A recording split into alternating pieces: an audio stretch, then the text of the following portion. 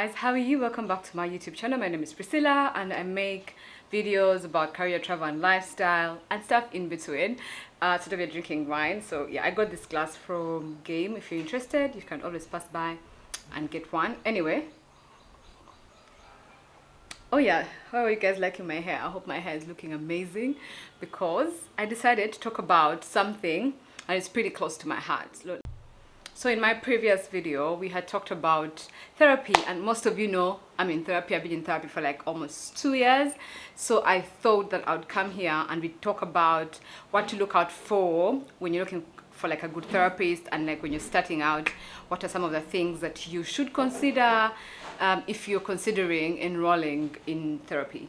So I don't have this written down. It's just really stuff that I've experienced, so I'm just going to go off for my head, and yeah, I hope I flow. If I'm not flowing, you have to sort of understand. Yeah, I hope if there's some noise in the background, please forgive, because that comes with the territory, shooting from home, you understand the tea. Anyway, so I said my therapy sessions in 2020, yeah, in 2020 September, I think, towards my birthday.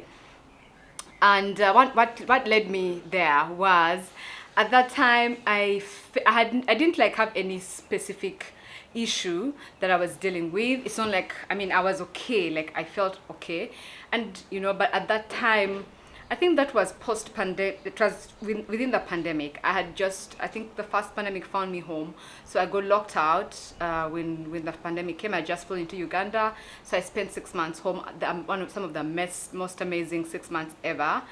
And then when I left, I went back, and I think I had a bit of withdrawal symptoms. I was struggling to cope, you know, being away from home again, and that's not like me. Like, I love being away from home, so it was a very different situation for me.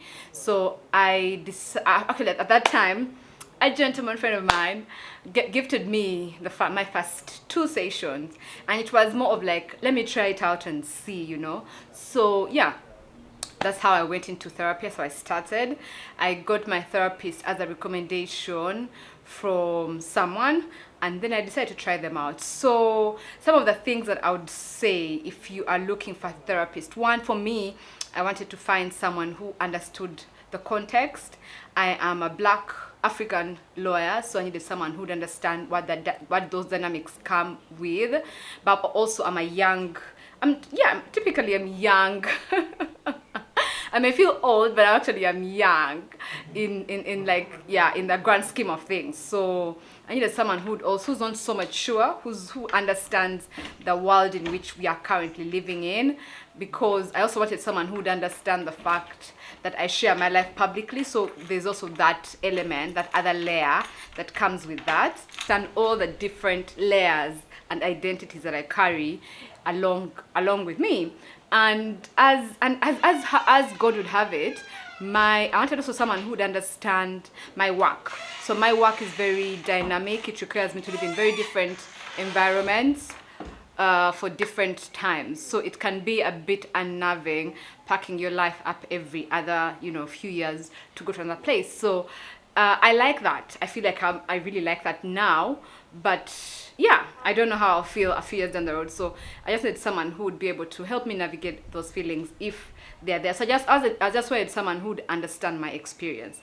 And I was looking for someone East African. At that time, I didn't want someone Ugandan. I don't know why, because I was like, what if they know me? What if they know my family? I was just a bit scared. But actually, in hindsight, I think it does not matter, because if the person is professional, they will not bring up, if they knew your family, they will let you know. They would say, I can't handle it. I can't treat you, I can't be with you, we can't work together because of these conflicts of interest. Anyway, so yeah, I think that for me, one of the things that I would advise if you're looking for a therapist would be, you guys know wine is part of us on this channel, right? Anyway, I think one of the things I would say would be to look for someone who you feel like you can relate with, you can, and not, it doesn't have to be that they have to be women if you're a woman, because I mean, sometimes you may be able to understand each other even if you're a man and a woman or whatever. But for me, it was very important I get a woman, a Black African woman who has also sort of lived abroad, so they would also understand that dynamic, you know. So yeah, and I'm very happy that my therapist sort of embodies all that and more. She's in the social media space herself. She shares publicly, so she understands that what we talk about often. That's number one. Then number two is I wanted someone, of course, who's qualified. Like, I think that sometimes people call themselves therapists when they're not necessarily qualified. So I wanted someone who's qualified. And I was happy that when I reached out to her, she responded to me. Actually, I reached out to her on Instagram, you know, and I reached out to her and I sent her a message and told her I'd like to have her email and we talk. So she sent me her email. But then what also made me so comfortable is when she sent me her email, she also sent me her, like, the company profile, what it's all about, their registration document, not documents, but attestation, stuff like that. So it gave me so much comfort knowing that, well, these are legit people, you know, because people on social media can pass off as something and they're not, you know. We all know social media is a facade sometimes. So yeah, I was very happy with that. So it gave me so much comfort that, one, she's very trained, she's recognized in Kenya, so, and she's been at it for over 15 years. So I was like, yeah, that is good. I wanted someone who's experienced, who I'd feel comfortable and confident in, you know. Then my other thing is, like, of course, like, we had our first session. So for me, in my head, I was like, you know what, since it's a gift, I'm not going to take it too seriously. I'm going to check it out and see if we vibe. If we don't vibe, I'm off, you know. And guys, I think that it's very important when you're looking for a therapist, it's good to look for a connection, because we are human beings and we all gravitate towards certain people and we are all in our energy, and you can sense someone's energy, you know. Energy sometimes, not all times, sometimes doesn't lie, sometimes. So the first session that we had was a Zoom, of course. It was pandemic. I was in another country, she's in another country, so we couldn't do physical meetups. There was a Zoom, she sent me a Zoom link. She was very professional. Of course, before that, we had, of course, signed the consent form and blah, blah, blah, blah, confidentiality, all those, the things that come with, like, a doctor-patient relationship. Because basically, she is in a way treating you. You may not be, you may not have any diagnosis, but yeah, like, it's a proper, like a medical practice, you know. So I liked that she was very professional. But then, for me, the first session, I was just really checking out and feeling the waters. So, but you won't believe, I was a bit anxious because I was like, what to expect? Will I feel comfortable with her? Will I be able to open up and stuff like that? But I was so happy that it's like we clicked from the first few minutes of the session. And for me, I think that's very important, that you click with your therapist. So, excuse me, if you're considering a therapist, I think you need to have that. You need to feel comfortable. You need to feel like you can trust them. You need to feel like you can talk and open up, because there's no need for you to pay a lot of money and be in a session where you can't open up and be as honest and as raw as you want, you know. Why are you paying money to be as honest and then you're not, you know? Just don't go. So yeah, I was really happy with that. So I think that you should look for someone who you're comfortable with, and comfort looks different for everyone, you know. For me, I don't like pushy people. I'm not a pushy person, so I don't like someone who's going to be too much for me, like too pushy, I'm a soft babe. So I like that I'm very happy, I'm very light.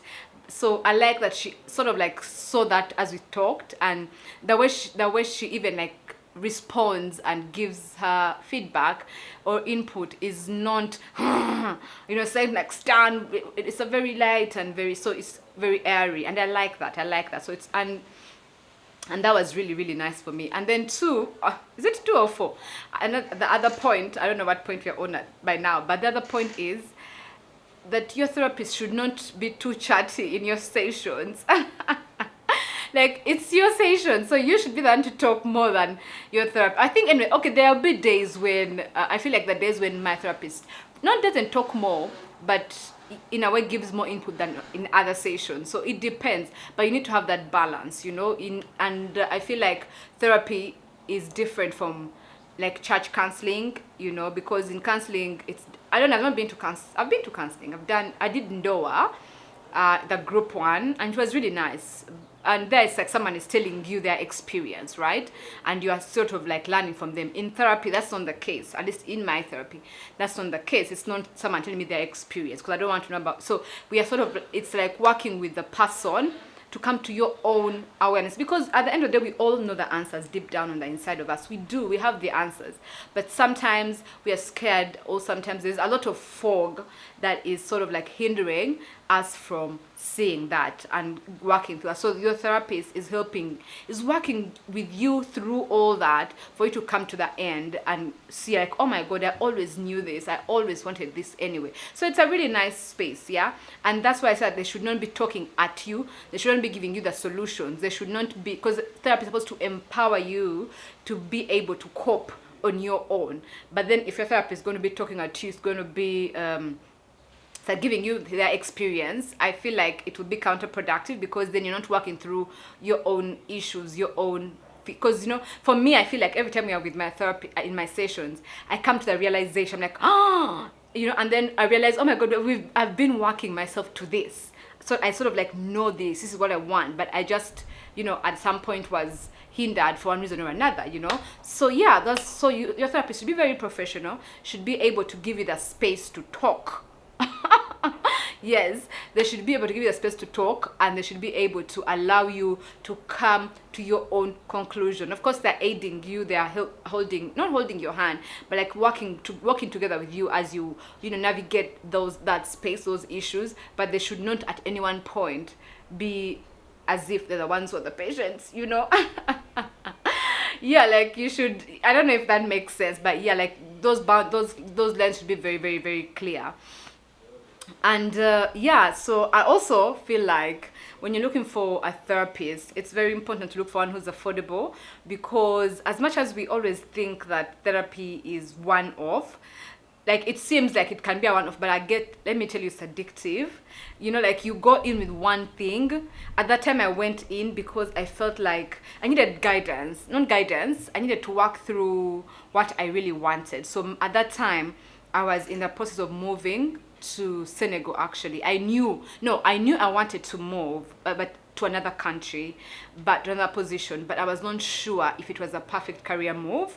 I had talked to a few people, a few mentors I have in my organization, and they seemed to be against it. But deep down, when I prayed about it, I seemed to have a peace about it. So I was a bit conflicted, like personally, I had a peace about it, but then also like when you talk to people who have more experience, they seem to be against it. But it also made more financial sense for me to move. So I was a bit confused, So I went into therapy to try to see if I can work through those things. Actually, for me, I think at that time, I was looking for a life coach. That's what I was looking for. But because I didn't know many life coaches, and I'm going to become one very soon, I didn't know many life coaches. I decided, let me go into therapy, because even at that time, I was also feeling a certain way about moving. I was like, is this what I really want? Am I just scared? So I was like, let me just work through those emotions with someone. So I thought I would be there like maybe like four sessions. But guys, therapy can get addictive. In a good way. In a good way.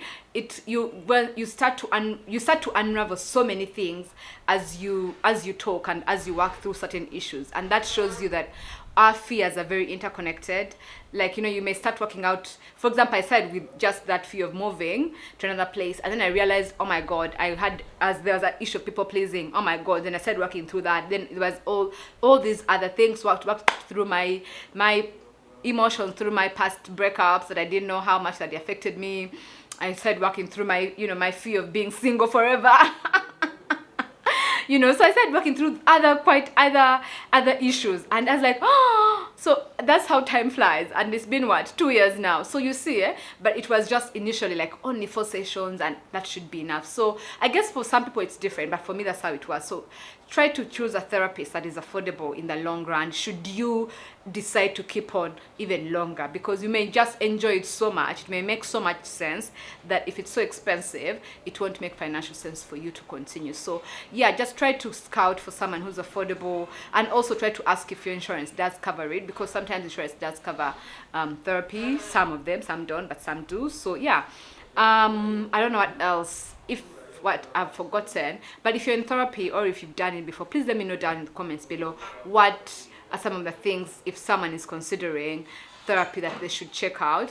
And I also wanted to say that you don't have to tell people that you're in therapy, because if you're starting out, there is just so much stigma. I think now it's getting better because people are sort of like normalizing talking about it. I know so many people have talked about how they're in therapy, like many creators, even people in my own life. So I think in a way we are sort of demystifying or destigmatizing the idea of needing therapy, even if you've not been diagnosed with any specific mental illness, but just if you feel like you're not emotionally well, or you're a bit off balance, stuff like that. So yeah, I think that if you're starting out, you don't need to tell anyone about it if you don't want. It can still be something that you're doing personally, privately, and just because it's private doesn't mean you're hiding it. There's a difference between privacy and secrecy. Privacy simply means that, I don't want to tell you, and that's it.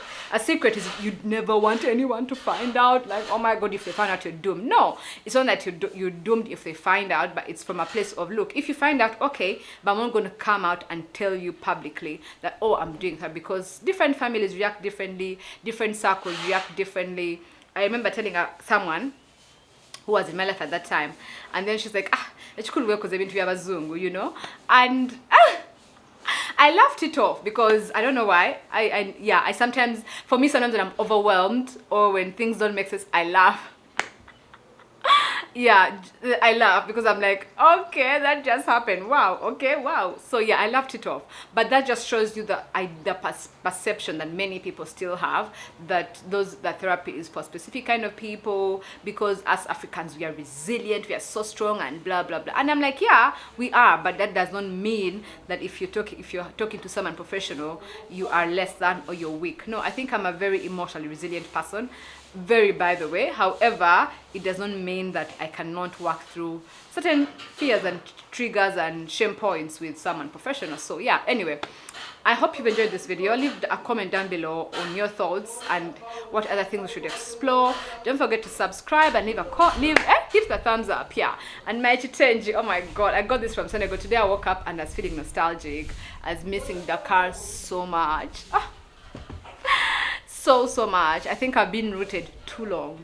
Too long. So yeah, I miss my wanderlust. Today really woke up and I was like, I miss the lands far away. Anyway, let me go. Thank you so much guys for watching. Ciao.